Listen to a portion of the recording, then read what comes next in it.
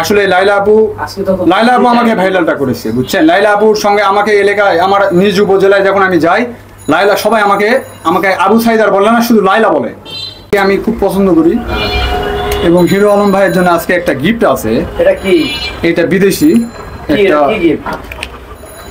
দেখাচ্ছি।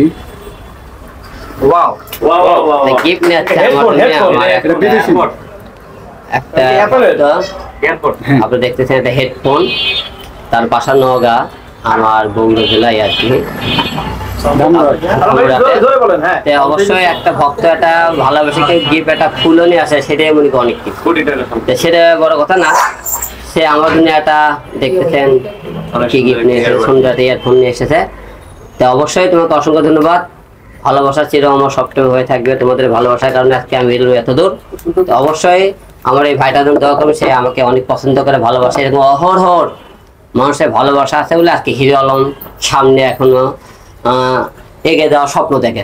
তাই আমি সামনে আরো যাতে ভালো কিছু করতে পারি, আর আমাকে যারা ফলো করেন, যারা ভালোবাসেন, তাদের জন্য হিরো আলমের পক্ষ থেকে অবশ্যই এক গ্রুপ করে ভালোবাসা এবং দোয়া। কেমন মালয়েশিয়ার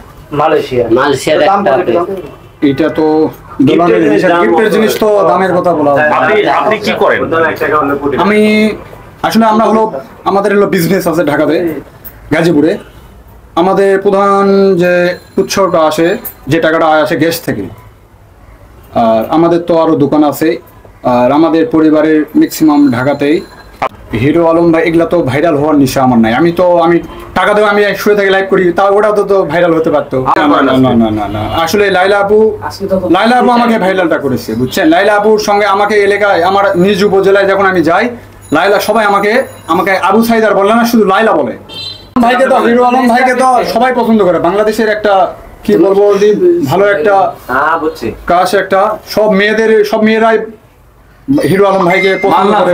আমি হিরো আলম ভাইয়ের সঙ্গে আমার যদি সাইডে বসে থাকে, কথা না বলতে পারি, যেহেতু আমি বগুড়া, আমার পার্শ্ববর্তী বগুড়া জেলার সাইডে, হিরো আলম ভাইয়ের বাসার সাইডে আমার বাসা, বগুড়ার উপর দিয়ে আমাকে যেতে হয়।